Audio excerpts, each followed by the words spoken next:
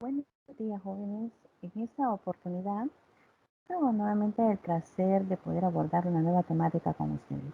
En esta oportunidad vamos a hablar sobre la socialización como proceso educativo.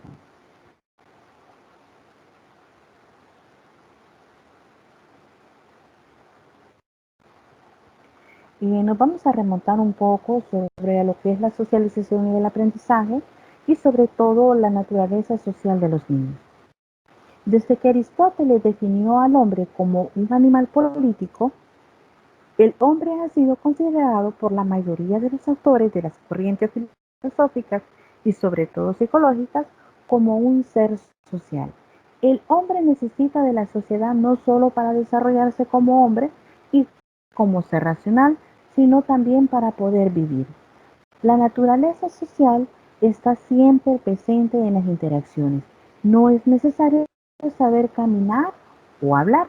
Tanto niños como adultos desean y necesitan la interacción con otras personas, tengan la edad que tengan y dispongan o no de las habilidades interactivas especiales. Desde que el niño nace se encuentra en una de las condiciones óptimas para iniciar el proceso de socialización, al igual que la asimilación de valores, las normas y la forma de actuar de la sociedad en la que éste va a vivir.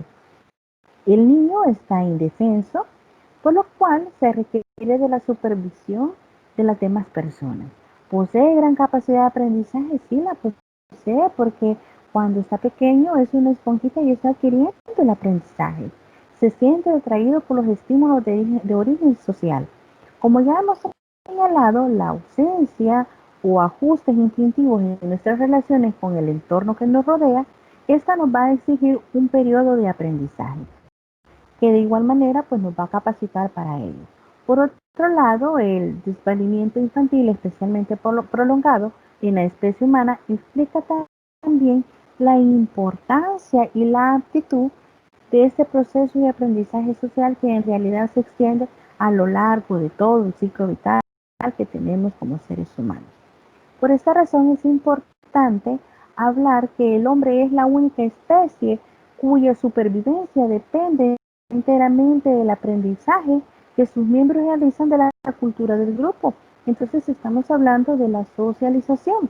Por ejemplo, los recién nacidos de la especie humana parecen estar especialmente preparados para la interacción con otros. La vida humana como tal la entendemos hoy y sería imposible si otros no existieran.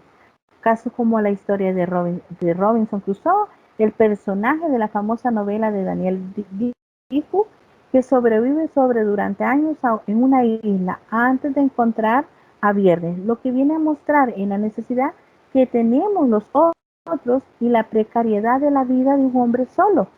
Robinson además puede sobrevivir porque ha adquirido previamente todas las capacidades de un adulto e incluso ha conservado muchas de las producciones de la sociedad a través de los restos salvajes en el naufragio.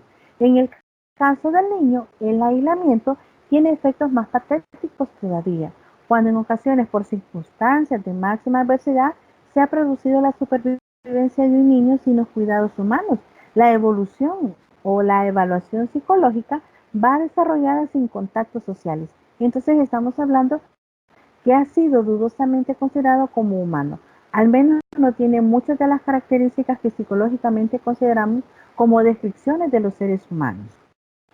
Por tanto, la socialización es un proceso de interacción necesario para el niño y para el grupo social donde éste nace, a través del cual el niño satisface sus necesidades y asimila la cultura a través de la sociedad que se perpetúa y se desarrolla. Entonces, vamos a suponer que el niño va a cubrir todas esas sus necesidades físicas y biológicas, al mismo tiempo va a adquirir los valores, las normas, las costumbres que se están dando en cuanto a su entorno y diversas otras situaciones propias del grupo al cual éste pertenece.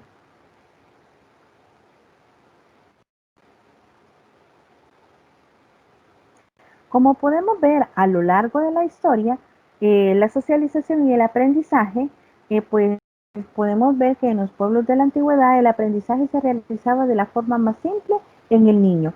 Y el joven aprende imitando a los mayores, adaptándose a las necesidades materiales y religiosas de la sociedad.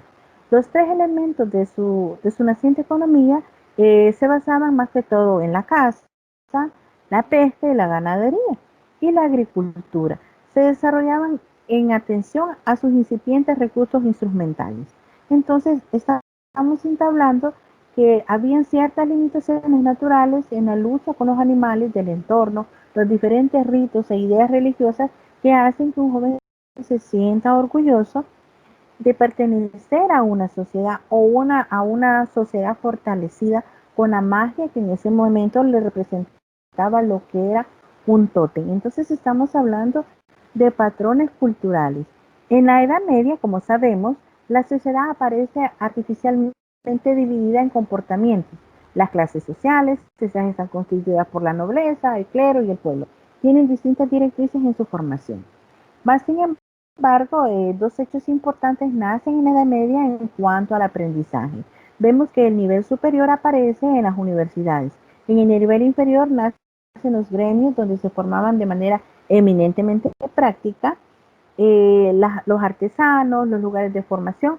Para eso eran las casas, las escuelas gremiales y los propios talleres.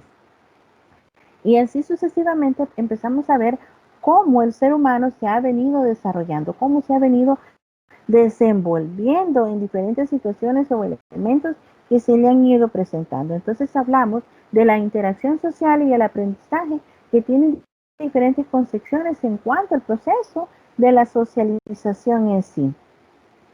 Por ejemplo, estamos hablando de la interacción social y el aprendizaje. El contacto del niño con la sociedad y con ello, con el medio que lo rodea, que desde que está pequeño y va aprendiendo paulatinamente el modo de sentir y de comportarse ante los retos o los roles que la sociedad le está imponiendo. Al mismo tiempo, al irse comparando con los demás, va tomando conciencia de sí mismo, quién soy, qué quiero, para dónde voy, cómo se van dando todos esos procesos de aprendizaje. No hay duda, por tanto, que la educación y la sociedad jóvenes son términos inseparables. Uno sin el otro no puede existir. La sociedad educa a sus miembros para que acaten sus normas y sus valores. Pueden convivir dentro de ella y al mismo tiempo ella puede perpetuarse y desarrollarse. En consecuencia, jóvenes, la sociedad necesita de la educación y el aprendizaje para que el niño y la persona en general aprendan a adaptarse a los valores o a las pautas de conducta de control social en cuanto al entorno en el cual se vive. Al mismo tiempo, la educación en general y el aprendizaje en particular necesita de la sociedad para poder darse. Uno de los grandes problemas subyacentes en diferentes investigaciones se refiere al proceso mediante el cual los niños y los adolescentes van adquiriendo el aprendizaje, el conocimiento y sobre todo se va dando la conducta social. ¿Y de qué factores depende? Muchos de los trabajos, sobre todo los más antiguos, parecen suponer implícitamente algunas ideas que se van transmitiendo de adultos y los niños se limitan a irlas integrando a su diario vivir progresivamente. También encontramos lo que son las diferentes concepciones del proceso de socialización. Las técnicas en teoría del aprendizaje entienden la socialización como la acción ejercida por el medio social sobre la persona, que pasivamente era moderado por un grupo. Entonces vemos que la parte modelada es el aprendizaje de consecuencias de comportamiento de un determinado modelo. Muchas de las conductas son aprendidas a través de la observación y estas se replican en lo que es la imitación. Entonces, dicha conducta se aprende como consecuencia de la existencia de diversos refuerzos y ese se vuelve la clave principal de lo que es el aprendizaje social y se define como aquella consecuencia de acción que hace aumentar la frecuencia de las respuestas emitidas por una persona que está aprendiendo. También hay que mencionar que Pablo consideraba el aprendizaje como el desarrollo de una respuesta por parte de un organismo o a los estímulos externos. En esta perspectiva, la educación y la socialización consistiría ante todo en el aprendizaje de buenas respuestas a los diferentes acontecimientos y a los objetivos externos que están actuando como estímulos que nos van a permitir adquirir el aprendizaje, que se efectuará sobre todo mediante la repetición y la aplicación de sensaciones de diversos signos. Otras explicaciones de la adquisición de respuestas jóvenes tienen que ver con las respuestas nuevas, el aprendizaje, las cuales se podían limitar antes y describir la modificación de la conducta que estaba basada en el aprendizaje operante o instrumental, que es el que nos mencionaba otro psicólogo, Skinner, en 1953. Él nos proporcionaba una detallada explicación del condicionamiento operante a través de las aproximaciones sucesivas por las cuales podía adquirirse nuevas pautas de conducta. Al elevar gradualmente la necesidad de refuerzo en el sentido de la forma final, para poder tomar una conducta, la respuesta relevante puede modelarse conforme a pautas que no existían previamente en el repertorio de la persona. Desde este punto de vista, las respuestas nuevas emergen de forma repentina, sino que siempre son el resultado de un proceso más o menos prolongado de condicionamiento operante. Esto es lo que Skinner nos mencionaba acerca del condicionamiento operante o cómo se iba moldeando la conducta, así como el escultor moldea un trozo de arcilla y genera un hermoso jarro o una hermosa vasija. Entonces, esto planteaba Skinner allá por 1953. Existen bastantes pruebas de que puede haber aprendizaje por observación en la conducta de otro, incluso cuando el observador no reproduce las respuestas del modelo durante la adquisición.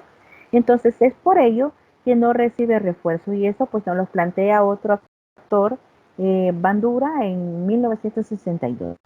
Además, la producción y el mantenimiento de la conducta imitada depende mucho de las consecuencias de la respuesta para el modelo.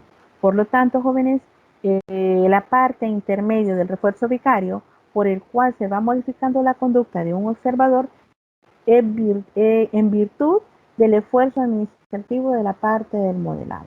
Entonces, como podemos ver, la historia del aprendizaje social de la persona puede modificar su susceptibilidad o la influencia social que se va a ejercer en el esfuerzo o los procedimientos del modelado. Así, la conducta social se va a producir con más facilidad y se va a reforzar con más vigor en los niños que han establecido fuertes hábitos de dependencia, los que han tenido una historia de refuerzo negativo de la conducta independientemente, son más propensos a copiar la conducta de los demás y a sufrir la influencia de los refuerzos sociales que disponen. Entonces vemos cómo las diferentes perspectivas van interaccionando dentro del proceso de enseñanza-aprendizaje. Existen dos interacciones: la interacción alumno-alumno y la interacción profesor-alumno. Cuando estamos hablando de las interacciones, estas son especialmente relevantes en la teoría de Vygotsky, que se refiere a la relación entre el desarrollo y el aprendizaje, y al mismo tiempo el aprendizaje escolar introduce algo fundamentalmente nuevo en el desarrollo del pequeño. Y acá empezamos a hablar ya de otro proceso que se conoce como la zona de desarrollo próximo. Entonces, jóvenes, es muy importante hablar del proceso de socialización que se ve implícito en la parte de la formación para adquirir lo que es el aprendizaje. Bueno, jóvenes, ha sido un placer el poder impartirles nuevamente una temática. Espero que sea de su agrado, pues nos vemos en un nuevo tutorial.